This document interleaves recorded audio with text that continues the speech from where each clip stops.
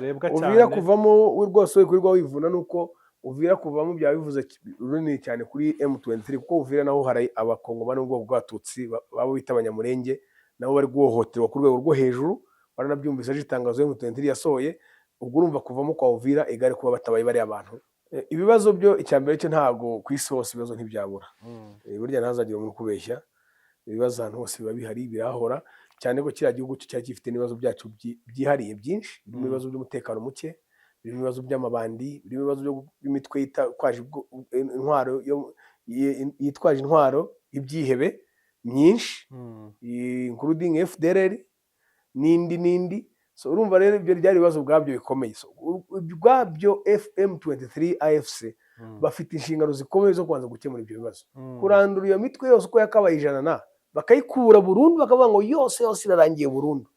Icyo ni icyambere gikomeye. Icya kabiri kurandura imitwe y'amabandi Wazalendo, Mai n'indi kugenda ivuka kubera ko ari imbunda zagiye zisaguka. Kwirandura nabyo ntibizayitwara hasi y'imyaka 5. Urumva M23 wundi ifite kwiya nk'imyaka nk'icumi iri mu kazi ko kurandura imitwe y'iterabwoba no kurandura imitwe y'amabandi. Mbona ko ibyo bibazo yabikemura cyangwa banabikemura, ariko ntago ari ibibazo byakemurwa overnight. Nicyo nakubwiraga, ntago ari ibibazo byakemurwa mu ijoro rimwe, ubwo ni ibibazo byagiye bibaho mu gihe kirekire. Tuvuga urugero nk'ikibazo cya FDLR. FDLR imaze imyaka 30 no kuri uriya butaka. Urumva umwana wavukiye hariya akavukira muri FDLR, sari FDLR cyangwa nyina, ubu afite 31. Bivuze ngo ubu nawe afite kuba yajya muri FDLR ku myaka ya 31. Uwo muntu wavukiye aho hantu azi ikirimi cyabo, azi imico yabo, azi kira cyito, azi inzira za panya, azi aho urumogi rucururizwa, aho byose. Kugira ngo nawe uzajye gutera icyuhagira umuntu nk'uwo bigutwara akandi kanya.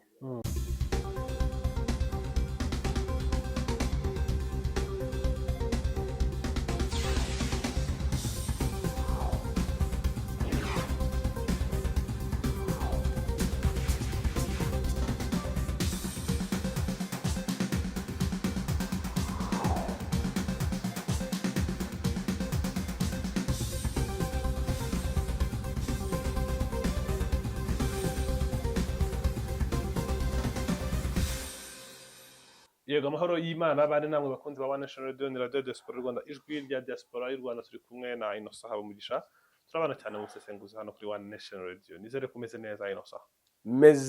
Ndenze kurenga no kumera neza. Nta muntu umeze neza nkanye muri Kigali. Nyagasani umunsi yakurinze cyane, yaciye iteka cyane. Ni byiza cyane kuba tugiye kuganira, haba hari amakuru menshi turi kuganira, hari n'ukunze kuduha ubusobanuro ku makuru abari kuvugwa hakurya y'imipaka, cyane cyane mu Burasirazuba bwa Repubulika ya Demokarasi ya Kongo. Ni ahantu hari intambara imaze imyaka myinshi cyane kuva mu mpera za 2021, ariko yaje gukara mu ntangiriro z'uyu mwaka ubwo Igoma hafatwaga na M23, hakomeza gufata n'ibindi bice bitandukanye. Kuri ubu ngubu imirwano iracyahari mu bice byo M23 yagarukanye. Kuri ubu ngubu rero hari imirwano yumvikanye mu bice bigenzurwa na M23. Hano wenda icyo ushaka ko tuganira ni ubushobozi bwa M23 ku bijyanye n'igisirikare. Yego barabibwerekanye barwana bafata Goma n'ibindi bice bitandukanye, ariko se bafite ubushobozi n'ububasha bwo kuguma kurinda ibice bafite? Dore kuko impamvu mbikubaza nuko hari imirwano yongeye kuza cyane cyane mu gace ka Karonde muri teritwari ya Walikare mu ntara ya Kivu y'Amajyaruguru. Ni mu bice by'abanafashe mbere, kuko kuri wa gatatu hari imirwano yumvikanye muri ako gace muri lokalite ya Banamulema muri groupement ya Kisimba, kuko aba barwanyi b'umutwe wa Wazalendo bagabye igitero mu gace ka Ngerere gaherutse kubohozwa n'abarwanyi ba M23 kuva ku wa mbere w'iki cyumweru. Amakuru avuga ko aba barwanyi bisubije aka gace ndetse n'imisozi imwe n'imwe ya za Rushihe n'ibindi bice bitandukanye muri groupement ya Kisimba. Wazalendo ubu niwe iri kuhagenzura. Ibyo mirwano bimeze gute? Ibyo bikorwa byo kwigarurira ibice bya wazarendo ndetse na FARDC byaba biri muri bya bindi Kinshasa yasezeranyije nyuma y'uko Goma iguye ko bazakora riposte vigoureuse, bagiye gusubiza umwanzi n'imbaraga zo hejuru, kumusubiza inyuma. urakoze cyane kuri icyo kibazo cyangwa se kuri aya makuru ubanje kutugezaho. Hari ibintu nka bitatu twashingiraho tureba nimba koko ibyo bitero biba ari ibitero bifite umwimerere cyangwa bifite ireme. Ubanza umenye ngo icyo gitero cyatewe cyari kirimo abarwanyi bangahe, barwanya umwanya ungana iki, kuko buriya umwanya barwanye resistance yabo barwana na M23 nicyo gihita kikwereka imbaraga bari bafite, kuko hari ubwo bashobora kuza nk'amabandi barihisha ahantu bakaza baje gusahura kugira ngo babone icyo barya, bakarasa amasasu 15 cyangwa 20 bagasahura bakongera bakigendera. Iyo ntabwo ari intambara. Ariko bo niba bashobora kuza bakarwana umunsi wose bakaresista bagacana umuriro kuri M23, byaba ngombwa bakafisha n'intwaro nini, icyo gihe tubifata nk'intambara. Icyo gihe noneho twatangira no kureba ngo birashoboka ko batangira kurwana bashaka kwisubizaho batakaje. Ariko biragoye ko twavuga ngo barwana basubizaho bafata aho batakaje, kuko nkaho uri kuvuga ni mu misozi, ariko hamwe uvuzemo hitwa Kisimba. Kisimba navuze inshuro nyinshi, aho niho habaga ibirindiro bya General Omega. General Omega rero nyuma yaho viriye muri ibyo birindiro, nyuma aho bayitakarije FDLR bitakarije, byafashwe na M23. Kisimba ari nko mu kilometero ngaho uvuye nko mu mujyi wa Goma, hari urugendo rungana rute? Ntiyabuzemo nka 80 cyangwa 70, hagati ya 70 n'ijana. Ni nka Kigali Kabarondo cyangwa Kayonza. Yes, something like that. Ariko ho ni imihanda mibi. Rero urumva ko nimba hari ibyiciro cyangwa se icyicaro gikuru cya FDLR, byanga bikunda Goma iri gufatwa bari kurwana muri ya bice, ntago bonto bose bahungiye Goma, harabahungaga basubira gutya, kuvuga ngo bahunze basubira muri Kisimba na wazarendo zahunze zigiyeho, ntibari kuzirukana ko yafatanyije urugamba. Nyuma yaho barasiye mu kigo cya Gisimba, byanga bikunda birukiye hafi aho barasigara, imbunda barazijyanye, ari izo ngizo uri kumva bari gukoresha baza gutera udutero shuma. Udutero shuma rero akenshi ntabwo twatubara nk'intambara, nk'igitero kigamije gufata umujyi wa Goma cyangwa gufata Masisi cyangwa iki. Icyo gitero turakibara nk'igitero cy'amabandi, ko FDLR aho ivi kagera ni amabandi. FDLR ni amabandi gusa, ariko nanone ntabwo mu Cyongereza nibwo bavuga ngo the end justifies the means. Ku bintu birangiye byerekana uko byakozwe n'icyashyizwemo imbaraga. Niba uri kubita amabandi bakaba bigaruriye ibice, aya mabandi afite imbaraga. Yego, yaba afite imbaraga cyane ahubwo, ariko ubwo biba bivuga ko biba bigaragaza ko ubwo M23 deployment yayo ubwo iracyari weak cyane, kuko ni ukuvuga ngo ubwo ngubwo ubundi umuntu ureba mu mibare biba bivuze ko M23 gifite abasirikare bakeya batabasha kuba bajira cyangwa bakontorora aho bafite hose, hakiyongeraho nabo bari kurwanira. Uvira bari kurwana bakeneye abasirikare, Walikale bari kurwana bakeneye abasirikare, Lubero bari kurwana bakeneye abasirikare, hari Bukavu bafashe bakeneye gusigamo abasirikare basigara bayitaho banakora za clean up bakuramo amabandi, hari Goma bafashe by'umwihariko bagomba gusigara bacunga, bagomba no gucungira hafi, kuko buriya Goma iracyafite ikigo cya MONUSCO batazi icyo kibundikiye, iracyafite ikigo cya Muhambiro cya SADC batazi icyo kibundikiye.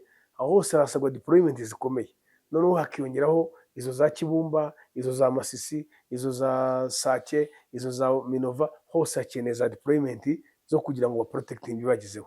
Bivuze ngo urebye izo deployment zose mvuze ukagabanya n'umubare wenda abasirikare M23 ifite, bashobora kutaba bahagije.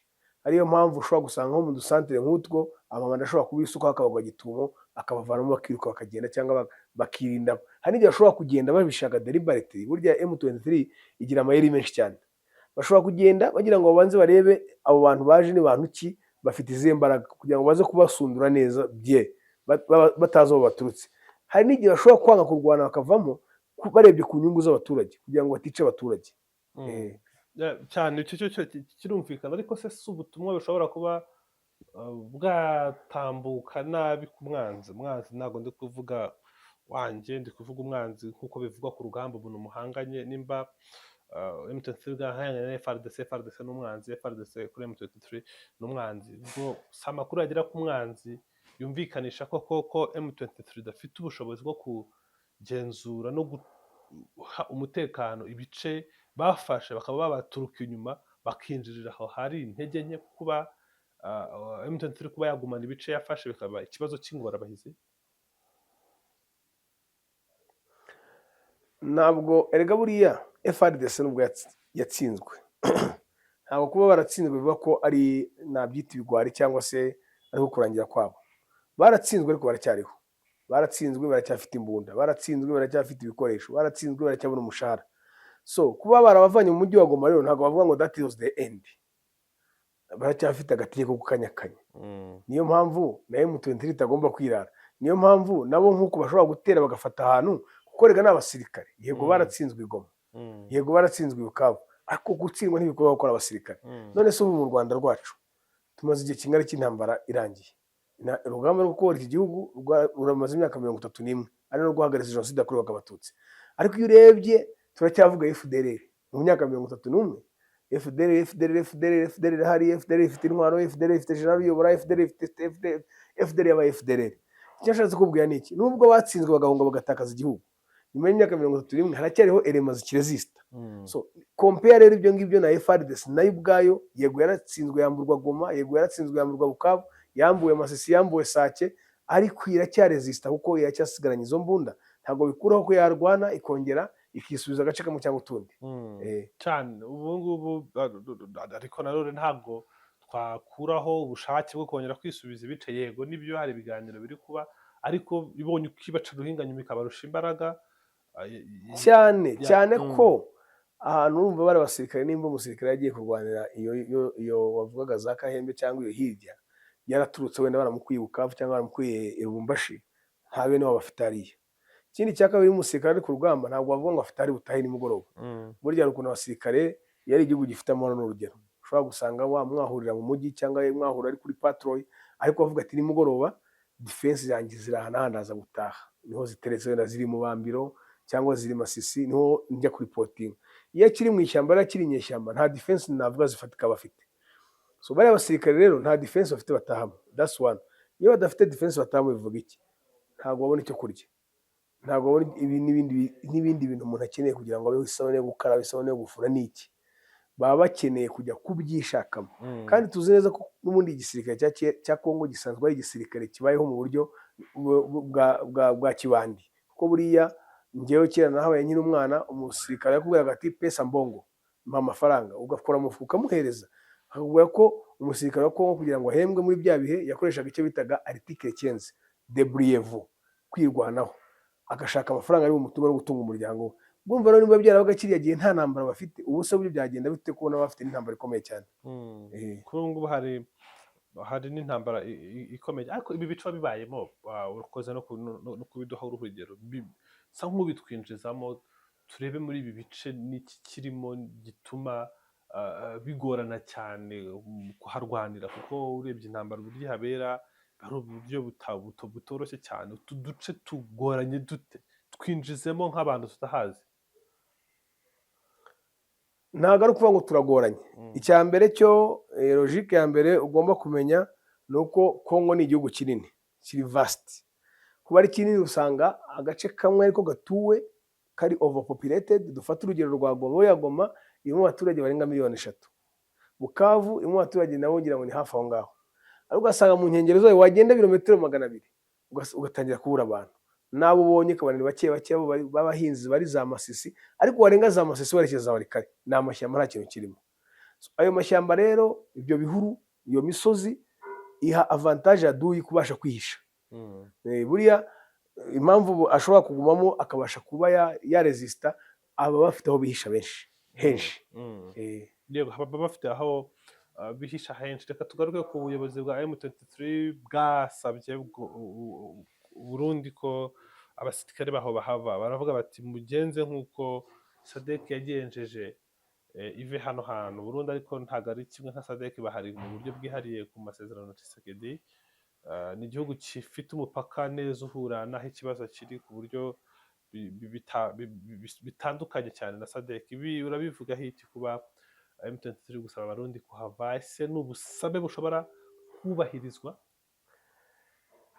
Ntabwo wavuga ngo ubusabe bushobora kubahiriza, kubera yuko buriya busabe bwabo ni ubusabe buba busaba ko abantu navuga ngo kwanza mbere yuko bajyayo bagiyeyo ku ngufu, rero ntabwo wavuga ngo bahita bahava kandi ubona yuko bagiyeyo mu nyungu za perezida wabo, bagiyeyo kubera yuko yari yahawe amafaranga. So M23 rero kubasaba kuvayo atari yabajyanyeyo ku itegeko biragoye, kuko bagiye guha support perezida Tshisekedi na leta ye, niba babahaye uburenganzira ati nimuze. Kuva hariya rero cyeka ari Tshisekedi bashwanye no wirukanye cyangwa bo ubwabo babyibwirije, ariko M23 biriya nyine ni politiki, ni diplomasi, kugaragaza ibibazo ifite, kugaragaza nyine ko yahohotewe, ariko ubundi muri makeya ntabwo ntekereza ko M23 komande ifite icyo twita komande. Burya ushobora gutegeka umwana wo mu rugo wawe cyangwa umukozi wo mu rugo wawe cyangwa umugore wawe, n'umugore ushobora kutamutegeka uko wiboneye, ariko ntabwo wategeka umuntu udatunze. Ntabwo M23 itunze abarundi, ko niko kuri. Ntabwo rero babategeka ngo mutoke mugende, kereka babikoze nk'uko babikoze Goma, bakayifata bagafata wenda urugero rwiza ko bafashe bari abarumani bakabagirira impuhwe, ntibagire ikindi kintu babakoraho wenda ngo babafunge, babaryoze, bababaze ibyaha byo kuba barijanditse mu ntambara zabo n'iki, bakemera ko batiri mutahi wanyu, nabo kereka bafashe hariya ahantu hose bakabafata mbere bakabarekura.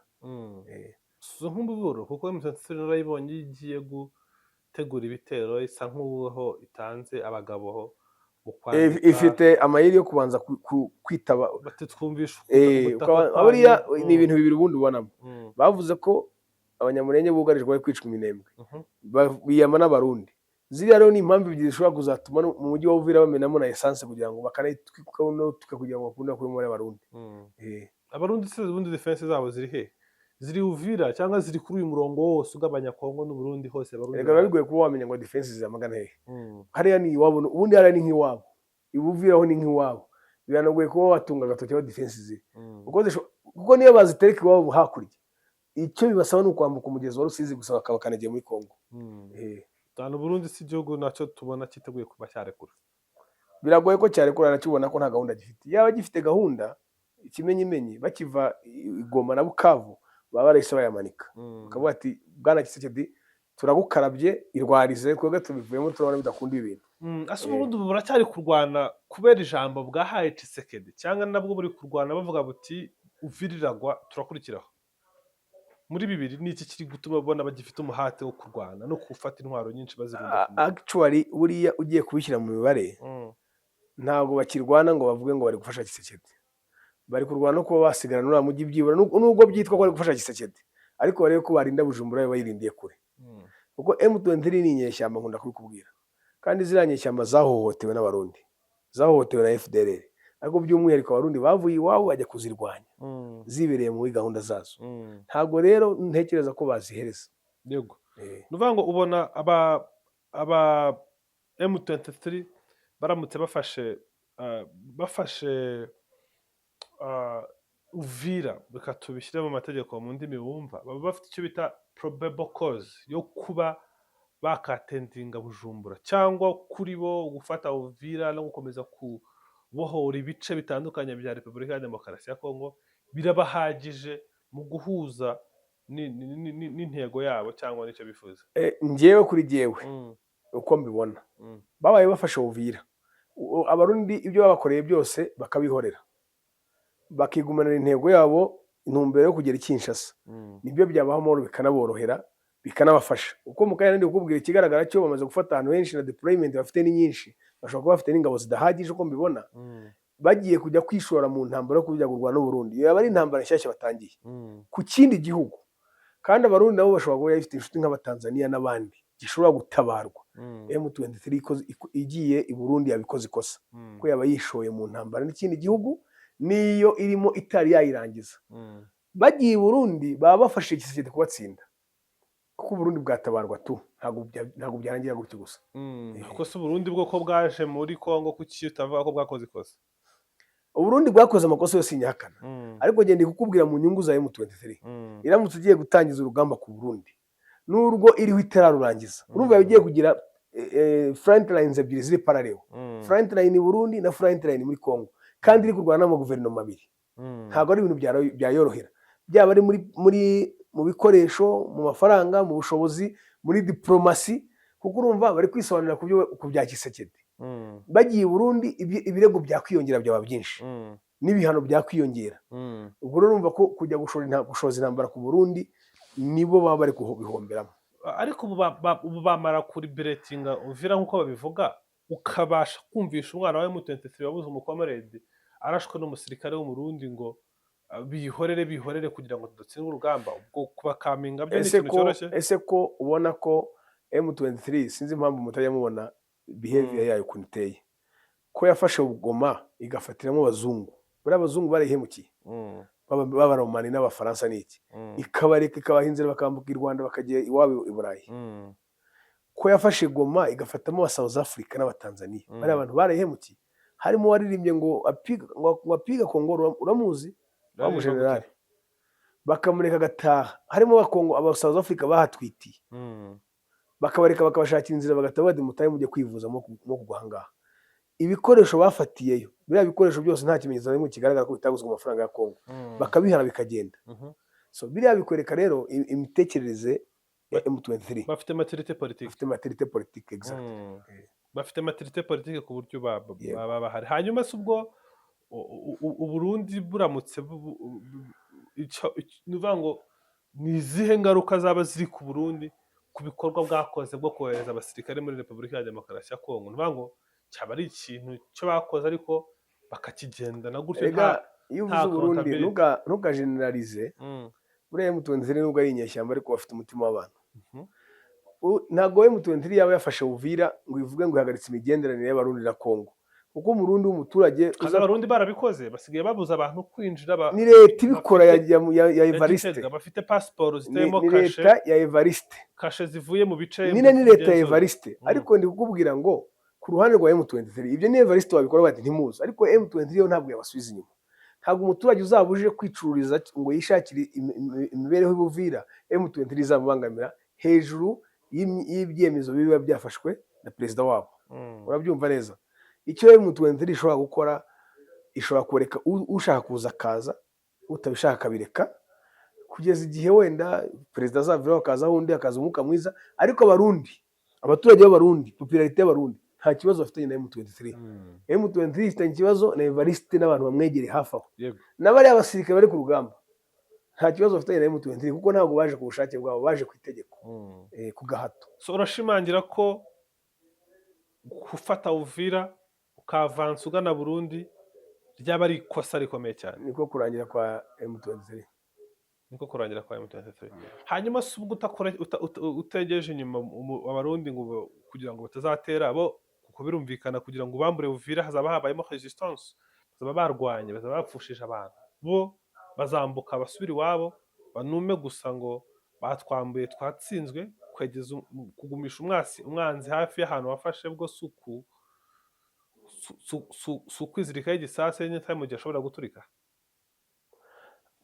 Icyo urumva ni ikindi kizaba kijemo. M23 niramuka ifashe Uvira, erega si Uvira izaba iteje ikibazo gusa, kuko nakubwiye ngo kuva Kamanyora kugenda ukarinda ugera aho bita za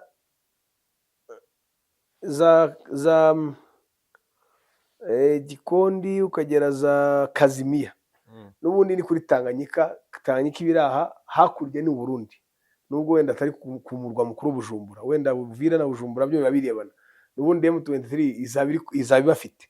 So icyo gihe rero nanone Burundi nabwo buzahindura mekanisme, wenda bushyireho ubwirinzi ku mipaka yabwo, cyangwa hazemo diplomasi busaba imbabazi M23 ko bwahemutse.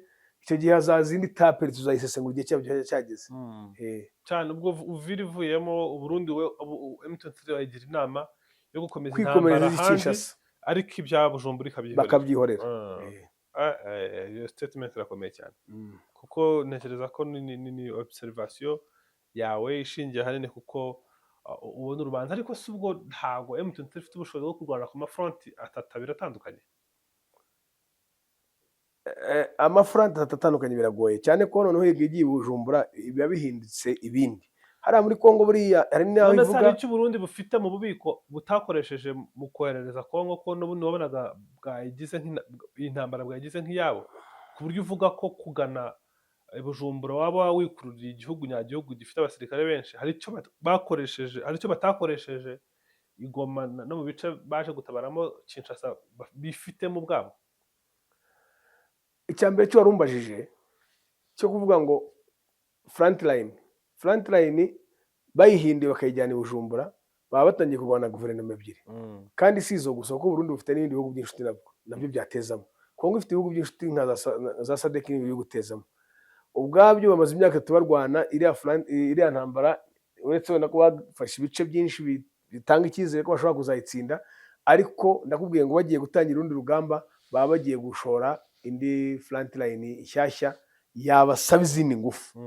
Ubwumva rero baba basplitinze imbaraga bafite aka kanya, yaba ari ku ntambara, yaba ari ibikoresho, yaba ari na diplomasi, kuko gutera Burundi byazabasaba kujya birirwa bisobanura no muri UN Security Council. Ariko ibyo byaba ari nyuma batsinze. Oya, ubwabyo bavuze, ubwabyo Burundi buramutse buvuze ngo M23 yaduteye bakamara n'isaha tayari ibirego byaba bitangiye. Kuki se bateye Kongo ibirego ntibize nk'ibyo ngibyo? Ntago bateye, buriya ntago Burundi bateye Kongo. Wandi kuvuga M23 nuko ari abakongomani. N'abakongomani barwana uburenganzira bwabo. Ngo bagiye mu Burundi nta koze abakongomani bateye Burundi. Ariko ikibazo cyanjye nakomeje tupata, ikibazo cya kabiri cyavuga ku bijyanye n'ubushobozi bw'ingabo z'u Burundi. Hari icyo bafite mu bubiko buriya rero bitandukanye nk'icyo bazakubeshye, rero ntazagire gushuka igihugu kiba ari igihugu. Byanga bikunda ntabwo wavuga ngo Burundi bufite intwaro za butabara igihe byaba byakomeye. Burundi ni igihugu cyabaye mu ntambara igihe kitari gitoya, ntabwo ari igihugu kitazi intambara wenda ngo kigiye kwiga. Ni igihugu gifite experience, yaba ari perezida wabo ni umuntu ufite experience wabaye ku rugamba, yaba ari abasirikare bamwe benshi n'abasirikare babaye ku rugamba kuva muri za 1993 Bwana Daye n'iriya myaka yagiye ikurikiraho hagiye haba intambara mu bitandukanye, byose birazwi, bafite experience. Ntabwo rero wavuga ngo nta kintu bibitseho, ntibishoboka. Hari icyo bakwiye kuba bibitseho. Kuki batagikoresheje Goma ntigwe? Kuki batagikoresheje Goma si wabo? Goma bagomba gukoresha ibyo bahawe na Tshisekedi. Kandi nanone rega umenye ko bari maze igihe kingana iki se muri ntambara ya Kongo? Ntibabuze imyaka 2 bahamaze. Imyaka 2 ntabwo ari ubusa, kandi baresista. M23 ntabwo yafashe Goma nk'iyitoraguriye ibyo yitoraguriye, ntabwo yafashe Sake yitoraguriye, yarwanye urugamba rukomeye. Ako bivuze ko niba ari nk'ukuri kubinsobanurira, ubwo rero gufata Uvira ntabwo bishoboka. Biragoye cyane, birashoboka ariko biragoye. Ni ikintu kigoye cyane, ntabwo ari ibintu byoroshye. Gute? Erega Uvira ni akagi gato, ntabwo ari kinini, ariko n'umujyi uri ku murwa mukuru w'ikindi gihugu. Noneho ku murwa, igihugu kitari kuvuga rumwe na M23, igihugu kitayiha support, igihugu kitanayirwanaho niyo byaba byakomeye bite. Ni igihugu gishobora no kurwana nk'abiyahuze kugira ngo bakunde bagere ku byo bashaka. Aho niho nanjye ndi kugana. Bivuze ngo nimba igihugu kiba gifite ubushobozi bwinshi, burya waje watanze umusaza. Niyo mpamvu natangiye kare nkubaza nti Burundi buri kurwana muri Kongo ku masezerano yabo na Tshisekedi, cyangwa ubu ngubu bameze nk'aho bari barwana ku busugire bwabo. Ntiba bavuga ko po ya nyuma yo kugera mu Burundi, ahantu Burundi bufite ijambo ari Uvira, bivuze ko iriya ntambara bashobora kwirwana nk'igihugu cy'u Burundi, atari intambara bashobora kurwana nk'abasirikare batanze umusada. Yes, Uvira ho harazamo umwihariko, kuko umwihariko wa mbere uri buzemo nuko umwihariko wa mbere uri buzemo nuko ni hafi iwabo. No kurwana ubwabyo nk'uko twari tukomojeho mu kanya, bashobora no kuba bavuga bati nituramuka turekuye Uvira, abantu byanga bikunda baradusanga iwacu. Ibyo byose biratuma baba careful. So niyo mpamvu nabo bagomba kurwana nk'abiyahura kugira ngo badatakaza, barebe ko batari butakaze Uvira. Gusa kutayitakaza nabyo ni ibintu bigoye. Birabasaba ingufu nyinshi pe, nta banga ririmo. Kutayitakaza Uvira birabasaba ingufu nyinshi, nta banga ririmo. It's almost impossible. Hanyuma se M23 ifite intention zo gukomeza kwa avance igana muri Uvira, ni ibintu ishyizemo imbaraga cyane.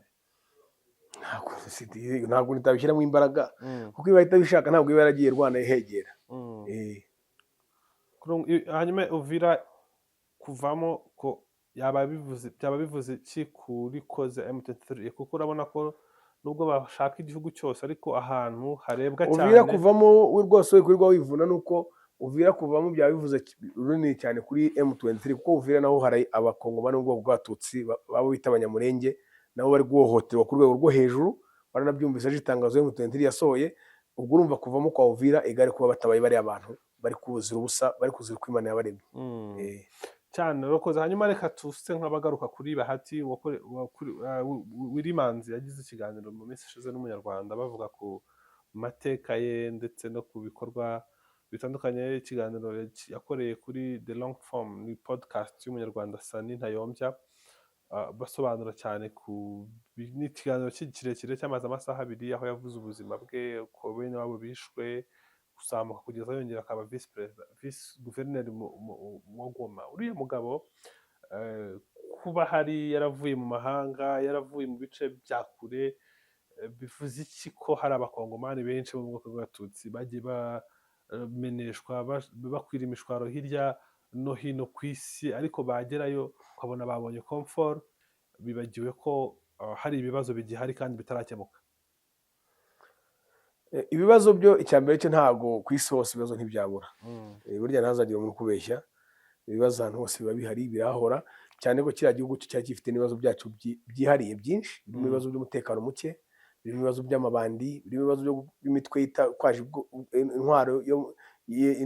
intwaro ibyihebe myinshi, including FDLR n'indi. So urumva rero ibyo byari ibibazo ubwabyo bikomeye. So ubwabyo FM23 AFC bafite inshingano zikomeye zo kubanza gukemura ibyo bibazo, kurandura iyo mitwe yose uko yakabaye 100 bakayikura burundu, bakavuga ngo yose irarangiye burundu. Icyo ni icyambere gikomeye. Icya kabiri, kurandura imitwe y'amabandi Wazalendo, Mai n'indi iri kugenda ivuka kubera ko ari imbunda zagiye zisaguka. Kwirandura nabyo ntibizayitwara hasi y'imyaka 5. Urumva M23 wundi ifite kwiha nk'imyaka nk'icumi iri mu kazi ko kurandura imitwe y'iterabwoba no kurandura imitwe y'amabandi.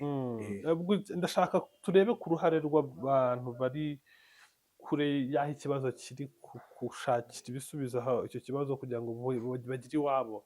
Nari nturukije ku bantu bagenda ukabona comfort yabonetse ariko bakibagirwa ko hari ikibazo kitarakemuka, nubwo ikibazo yego gikemuka mu gihe runaka, ariko haba hari uburyo inzira binyuramo kugira ngo gikemuke burundu. Ubona ubushake buhari ku baturage bava muri biriya bice bajya mu bihugu bitandukanye, hari abari mu Rwanda, hari abari muri Canada nk'uko Wilimanzi yarari, hari n'abandi bari no hirya no hino ku isi, ubona nyine bahatuje batimaje, bibagiwe ko hakiri ikibazo kitarakemuka bakwiriye kuba bakemura. Niho nganisha ikibazo cyanjye ahanini.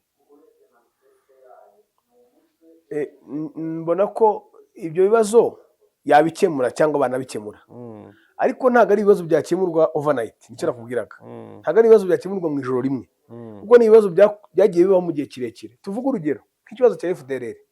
FDLR imaze imyaka 30 no kuri uriya butaka.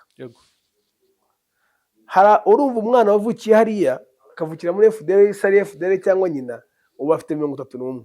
Bivuze ngo ubu nawe afite kuba yajya muri FDLR ku myaka ya 31. Uwo muntu wavukiye aho hantu azi ikirimi cyabo, azi imico yabo, azi kira kito, azi inzira za panya, azi aho urumogi rucururizwa, aho byose. Kugira ngo nawe uzajye gutera icyuhagira umuntu nk'uwo bigutwara akandi kanya, bitwara umwanya runaka. Mu gihe muri iki kiganiro bamubajije ku byatekereza ku mukuru w'igihugu cy'u Rwanda, avuga ko ari umuntu afata nka idole we kubera ukuntu akemura ibibazo n'ibikorwa bitandukanye akora, ndetse na personality ye. Utekereza iki kuri uko idolizing nyakubahwa perezida wa repubulika mu gihe hari accusation zivuga ko u Rwanda rufasha M23? Role model yo, hari abantu benshi bavuze ko umusaza bamufata nka role model, ni benshi cyane byo. Ntabwo iyo bivuze baravuga ngo gusigiriza cyangwa ni uguhakwa, ariko twebwe tureba ibikorwa bihari bifatika byatuma uvuga ibyo bintu. iyo utambutse hari i Remera ku mugoroba ukareba ukuntu stade Amahoro imeze neza, ukareba ukuntu arena imeze neza, ukareba ukuntu convention isa neza, ukareba amatara yo ku mihanda, ukareba kaburimbo zikeye, ukareba imikindo iri ku murongo, indabyo zivomeye zisa neza, ukareba imiturirwa yuzuye muri uriya mujyi. Buriya ziriya zose ntabwo zakubakwa tuyobowe nabi, ntihazagire ugushuka. Aya mataje ubona azamuka mu mujyi wa Kigali buri munsi no mu bindi bipande by'igihugu ntabwo bishobora kubakwa dufite ubuyobozi bubi. So icyo cya mbere rero, nta kuntu uyu musaza nyakubahwa perezida wa repubulika ataba role model. Ibihugu byinshi twagiye dutemberamo bya Afurika turabizi, hari n'ibihugu tujyamo wenda no kubivuga amazina, wagera mu murwa mukuru ugasanga nta na rigori bagira, imvura yaguye, amazi yuzuye mu muhanda, abarya ibigori, ibishishwa by'ibigori bajugunya mwaho, amashashi bajugunya mwaho, amazi yuzuye birareremba, ukayoberwa nimba ari ibiki, ukagira ngo ni nko mu ndiri y'abasazi. Ibyo bihugu bibaho muri Afurika, hano biratandukanye, si uko bimeze. Izo ni zimwe izo mvuze ni nke cyane, ni agatonyanga mu nyanja, zituma abantu bavuga ko uyu musaza wacu bamuvana nka role model. Ibyo kuvuga ngo u Rwanda rufasha Kongo byo nta comment nini nabishyiraho, bifasha M23, nta comment nini nabishyiraho kuko biragoye kubiprova. Yaho u Rwanda rubikoze ntirwabishyiraho nani kwabivuga n'ibanga. Kongo ntiyabimenya, nanjye sinabimenya. So biriya rero byo twakabirekeye ababivuga uko babyumva, ariko ku giti cyanjye ntabwo narushinja gufasha Kongo kuko ntabwo mbihagazeho. Ino sare kangushimira cyane. Urakoze cyane. Warakoze.